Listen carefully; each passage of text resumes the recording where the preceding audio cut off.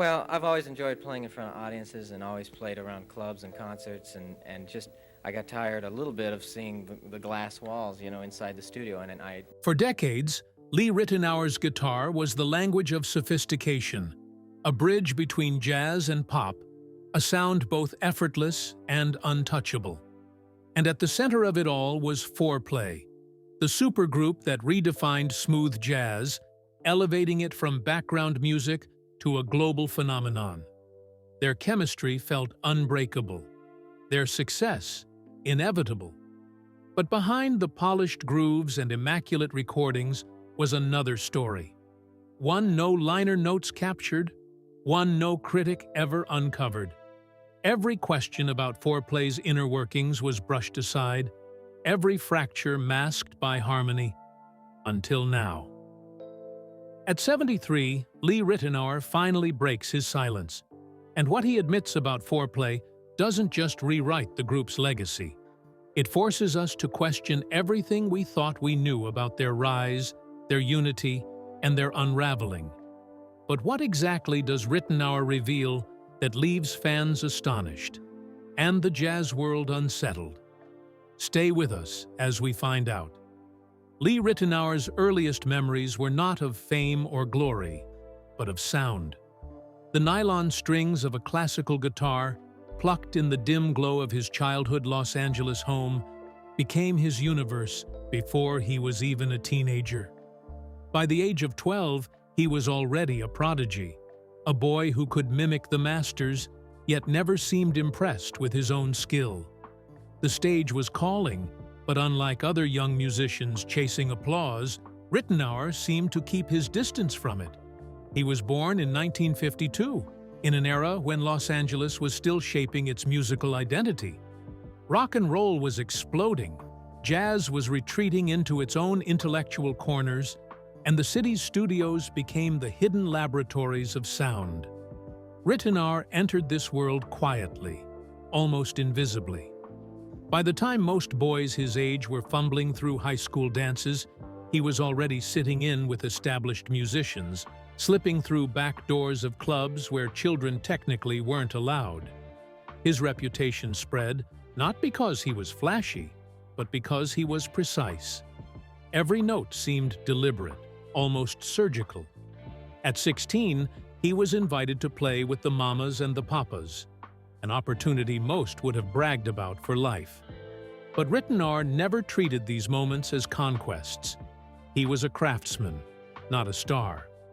When his peers were chasing stage lights, he was drawn to the shadows of recording studios. It was in those soundproof rooms, hidden from the public eye, that he learned the rules of survival. The music industry was not about purity of expression. It was about what sold and who controlled the levers of power. Session work became his kingdom. By the late 1960s and early 1970s, his guitar was everywhere, even if his name wasn't. He played for artists who were household names, but his role was always the same: stay invisible, make them sound better, and never overstep. It was the perfect training ground, but also a trap. The young prodigy who once seemed destined to define himself was instead becoming everyone else's secret weapon. There was a reason for this. From the beginning, Ritenour seemed wary of fame. He had seen what it did to others, how quickly it could turn genius into exhaustion, how often it hollowed people out. He watched singers and players lose themselves to drugs, to egos, to the endless machine of touring and publicity. He chose another path, one of discipline, restraint, and control. But that choice came at a cost. The boy who could play anything became the man who belonged nowhere. By the time he released his first solo work in the mid-1970s, his reputation was already enormous within the industry. But the public had no idea who he was. Critics labeled him a studio musician trying to step into the spotlight, and while they admired his technique, they questioned his soul. Was he too perfect? Too polished? Too unwilling to risk vulnerability? What no one understood was that Ritenour's perfection was his vulnerability. Every note, every chord, was a defense mechanism. The guitar was not just his instrument, it was his armor. And while this armor made him invaluable to others, it also kept him isolated. He was a musician without a public face, a prodigy who seemed determined to stay hidden. But fate had other plans. The world would soon know his name, not because he demanded it, but because something larger, something far more complicated, was about to pull him into the center of attention. And it would begin with the creation of a band unlike any other. By the early 1980s, Lee Ritenour was no longer just a session player. He was everywhere, but still hidden. His guitar shaped the sound of artists across genres, from pop to R&B, from film scores to jazz records that quietly built cult followings. Insiders called him Captain Fingers, a nickname born from his dazzling technique, fingers that seemed to move faster than logic. It was meant as admiration, but to Ritenour, it also felt like a warning. Was he a man, or just a pair of hands? The industry was changing. The era of the studio musician was fading, replaced by synthesizers, drum machines, and a new breed of producers who wanted control over every note. Players like Ritenour, once essential, were becoming expendable. He had a choice: fade into anonymity as the background guitarist on other people's hits, or take the risk of building a legacy under his own name. So he stepped forward. His solo albums of the late 1970s and early 1980s began to attract serious attention. Records like Captain Fingers and Rit showcased a sound that defied easy categorization. It wasn't straight jazz, it wasn't pure pop, and it wasn't rock. It was something smoother, more polished, almost cinematic. The critics sneered, calling it too commercial. But audiences responded. His music became the soundtrack of upscale restaurants, radio stations, and quiet nights in wealthy neighborhoods. It was tasteful, it was classy, and it was safe. And yet, beneath the sheen, something else was happening. Ritenour was restless. His technical perfection, the very thing that made him famous, was beginning to suffocate him. He had always preferred collaboration to isolation, always believed music should be a conversation, not a monologue. But the industry didn't reward conversation. It rewarded branding, celebrity, and dominance. That's when the whispers began. Other musicians, top-tier players who were also caught between jazz purity and commercial success, were dreaming of a new kind of group. Something bold, something collective, something that could challenge the industry's rigid categories. The idea of a jazz supergroup began to surface. And when the names were listed, one was always included: Lee Ritenour. But Ritenour hesitated. He knew what such a band could mean. Not just fame, but exposure. No more hiding behind studio walls. No more anonymity. If he joined, he would be stepping into a spotlight he had spent his life avoiding. Still, there was temptation. The promise of freedom. The chance to make music without compromise. To shape something bigger than himself. In the end, his desire for authenticity won out over his fear of exposure. And so, in the early 1990s, the seeds of Fourplay were planted. A group of musicians at the height of their powers, banded together not by fame, but by the shared frustration of being underestimated. Fourplay was not supposed to be just another band. It was supposed to be a statement. But statements are dangerous things, especially when built on the fragile balance of egos, money, and unspoken truths. The year was 1991. Jazz was at a crossroads, too commercial for the purists, too esoteric for the mainstream. Record labels wanted hits, not improvisation. Audiences wanted background music, not revolution. It was into this uncertain moment that Fourplay was born. The lineup was impeccable. Bob James on keyboards, Nathan East on bass, Harvey Mason on drums, and Lee Ritenour on guitar. Each was already a star in his own right, a master whose resume could fill pages. Together, they were unstoppable. On paper, it looked like a dream. In reality, it was something far more complicated. From the beginning, Fourplay's existence was built on contradictions. They were marketed as a smooth jazz band, a genre often dismissed as elevator music. But in truth, they were some of the most technically brilliant players alive. Their debut album, Fourplay, was an instant hit, spending months on the Billboard charts and selling over 1 million copies worldwide. Critics rolled their eyes, but the numbers didn't lie. People loved it. Behind the glossy success, however, tension simmered. Each member carried his own vision of what the band should be. Bob James, the elder statesman, wanted polish and elegance. Nathan East pushed for groove and accessibility. Harvey Mason demanded precision. And Ritenour? He wanted freedom. The ability to stretch, to experiment, to avoid being trapped in a box. That box, however, was closing fast. Fourplay was a brand, and brands had rules. Their label pushed them toward a sound that was safe, radio-friendly, and endlessly repeatable. Success became a gilded cage. Every album was expected to outsell the last, every tour to bring in bigger crowds. And while the public saw harmony, behind closed doors the members often clashed.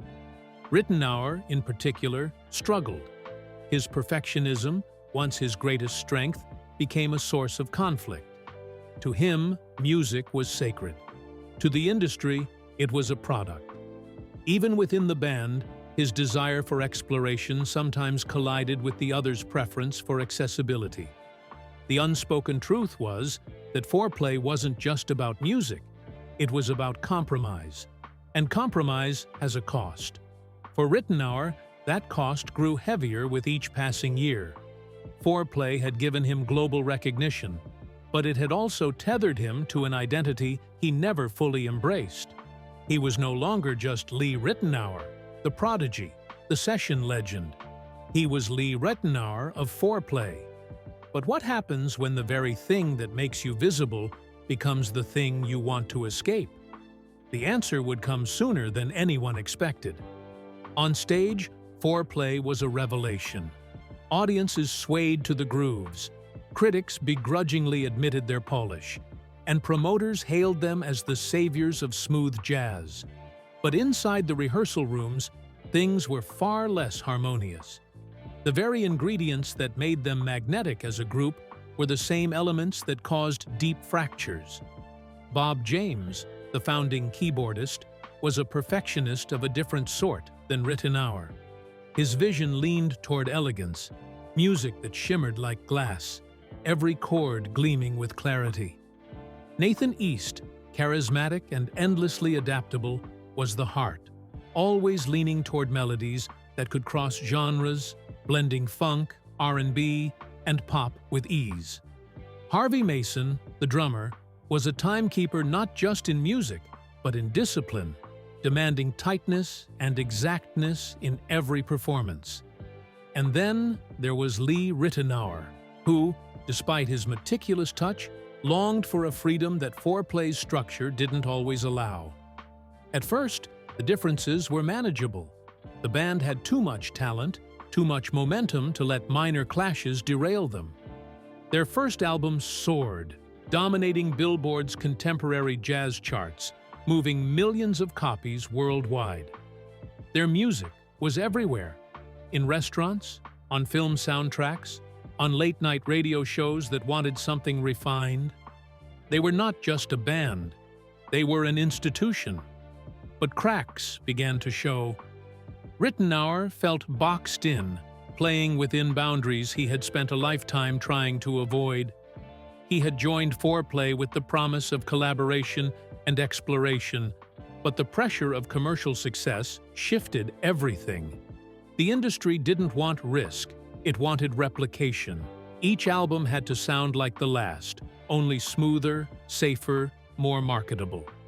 Behind the scenes, arguments brewed. What songs should make the record? Who got the final say in production choices? Whose solos should be cut for the sake of radio edits? These weren't just musical decisions. They were battles for identity. Ritenour, who had always cherished subtlety and nuance, often found himself outvoted. He wasn't interested in being background music, but that's exactly what the industry wanted from Fourplay. And then there was the matter of ego. Not blatant or explosive, but the quiet kind. The one that comes from decades of individual careers colliding. Each member had already built a name before Fourplay. Each was accustomed to being the star in his own circle. To coexist in one band meant compromise, but compromise only goes so far before it becomes resentment. Ritenour began withdrawing. During rehearsals, he would play with flawless technique, but his spirit was elsewhere. During interviews, while the others leaned into the narrative of Fourplay as a brotherhood, Ritenour's answers often carried a subtle distance, as though he were guarding something. Fans may not have noticed, but those closest to the group did. The illusion of harmony was maintained for the public. Fourplay kept releasing records, kept selling out tours, kept smiling in photographs. But behind every polished chord, there was a question that none of them wanted to voice aloud. How long could they hold it together? For Lee Ritenour, that question was already burning, and it would not be long before the fire consumed the band's carefully built image. In the early 1990s, smooth jazz wasn't just a genre, it was an empire. Radio stations dedicated entire formats to it, record labels built marketing machines around it, and fans devoured the accessible melodies and polished grooves. Fourplay, with their collective pedigree and crossover appeal, were perfectly positioned to dominate. And dominate they did. Their debut album in 1991 was more than a hit. It was a phenomenon. The record topped the Billboard Contemporary Jazz chart for 33 weeks, an unprecedented run. Their blend of instrumental virtuosity and radio-friendly gloss made them the poster children for smooth jazz, a genre that had always been caught between artistic respectability and commercial appeal. But success came with a price: backlash. Jazz purists dismissed Fourplay as sellouts. Critics derided their music as background sound, the kind you heard in upscale hotel lobbies and airport lounges, not in smoky clubs where jazz had been born. They accused the band of stripping the soul out of jazz in exchange for accessibility. The criticism cut deeper for Ritenour than for the others. For decades, he had built his reputation as a session player, admired by musicians who understood the rigor behind his technique. To now be dismissed as part of a watered-down movement gnawed at him. He wanted to push boundaries, to challenge himself and his listeners, but Fourplay's success meant staying within a formula. Interviews from the era show the tension. Bob James would defend the band's style, arguing that reaching more people wasn't selling out. It was expanding jazz's reach. Nathan East smiled through the criticism, emphasizing joy and connection. Harvey Mason framed it as evolution, not compromise. But Ritenour? He often said less, letting silence answer where words would not. His discomfort was visible, even if he never spoke it outright. The truth was more complicated. Fourplay had become too big to fail. Their albums weren't just successful, they were essential to the labels that bankrolled them. Smooth jazz stations depended on them to keep ratings high. Concert promoters needed their name to fill venues. The band had become a brand, and brands couldn't afford to alienate their audience. But art and branding rarely coexist peacefully. For every hit single, there was a piece of Ritenour's identity that seemed to slip away. He was admired, yes, respected, certainly. But was he understood? The critics who dismissed him as background music never heard the years of struggle. the endless nights in studios where his guitar was the invisible backbone of countless hits. To them, he was just another player in the soundtrack of yuppie culture. And then came the irony. As smooth jazz reached its commercial peak, the seeds of its downfall were already planted. The very accessibility that made it popular also made it disposable. Listeners who once bought every Fourplay record began treating the genre as wallpaper, pleasant, forgettable, replaceable. What had once seemed like a revolution became a cliché. Ritenour saw it happening. He knew the bubble would burst. And when it did, the fallout would shake Fourplay and his own role within it to the core. To the public, Fourplay was a brotherhood of equals, four masters united in harmony, sharing the stage without ego. But behind the scenes, the machinery of the music industry told another story, one of contracts, percentages, and obligations that few fans ever considered. The band's commercial success made them a prized asset. Warner Brothers Size, their label, treated Fourplay as a crown jewel of the smooth jazz empire. But success in the industry never comes without strings attached. Each album came with pressure. Replicate the formula, deliver the sales, keep the brand alive. Experimentation was tolerated only if it didn't threaten the bottom line. Money became a quiet but corrosive force. Royalty splits, publishing rights, tour revenues. Each decision had to be negotiated, and not always amicably. The image of four equal partners masked the reality that not every voice carried the same weight. Some members leaned closer to the label, while others resisted. Ritenour, ever the perfectionist and the outsider, often found himself at odds with the system. He wanted autonomy, but the machine demanded compliance. Then there was the matter of credit. Fourplay's albums were marketed under the band name, but within the industry, questions arose. Whose vision was truly driving the music? Bob James, as the founder, carried influence. Nathan East, with his charisma and broad appeal, was often pushed to the front. Harvey Mason, steady and respected, kept the pulse.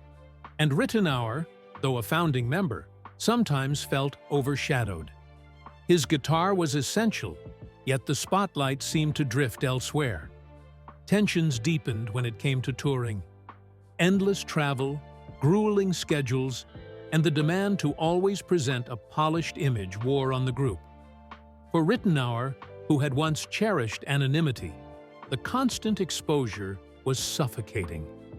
He wasn't built for the performance of celebrity. He was a craftsman, happiest in the studio, where music was stripped of ego and commerce. But the industry doesn't care about comfort. Fourplay had become too valuable. They were packaged, marketed, and sold, not just as musicians, but as a lifestyle brand. Their sound was the soundtrack of luxury, their image a promise of sophistication. And like all brands, they were expected to deliver consistency. Ritenour began to feel trapped. The band that was supposed to liberate him from anonymity had instead bound him to a role he never wanted. Behind the success, behind the polished image, there was a man quietly suffocating under the weight of contracts, obligations, and expectations. The silence that followed wasn't accidental. It was survival. But silence, like pressure, can only be sustained for so long before it cracks. And when it did, the illusion of unity shattered. At first, Fourplay seemed like freedom. For Lee Ritenour, who had spent decades as a sideman and session guitarist, the group offered something different: recognition, stability, and a chance to step out from behind the curtain. But with each year, that freedom twisted into something else. Success, once intoxicating, became confinement. The band had found its formula: polished grooves, lush arrangements, and crossover melodies that appealed to both jazz fans and casual listeners. It worked too well. Every record was expected to fit the mold, every tour to deliver the same comforting familiarity. Fourplay wasn't just a band anymore, it was a product. For Ritenour, who thrived on experimentation, the repetition became unbearable. His career had been built on versatility. One day playing Brazilian bossa nova, the next working with pop stars, the next pushing into fusion. Fourplay's formula didn't allow that freedom. He began to feel like a craftsman painting the same picture over and over, each one flawless, but each one robbing him of something essential. There were nights on tour when the audiences roared, standing ovations that stretched on for minutes. Yet Ritenour walked off stage feeling hollow. The applause wasn't for him.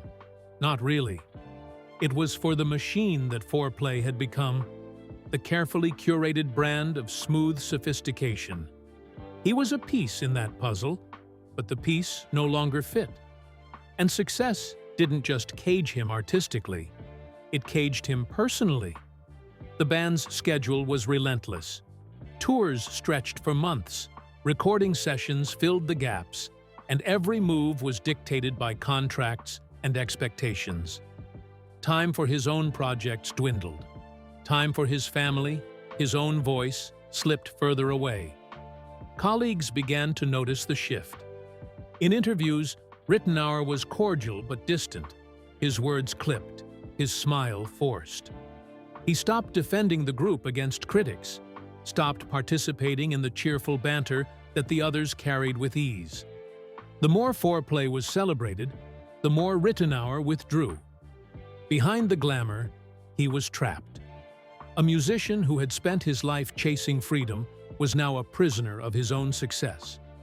And while the cage glittered, it was still a cage. The question wasn't whether he would break free. It was when and at what cost. The end, when it came, was quiet. No explosive argument, no public fallout, no headlines screaming betrayal. Ritenour left Fourplay in 1997, replaced by guitarist Larry Carlton. To the casual fan, it seemed like a natural transition, a change of lineup in a band that would continue for decades.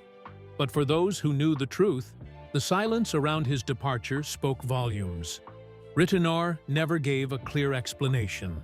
Official statements were polite, vague, wrapped in the language of creative differences and new directions.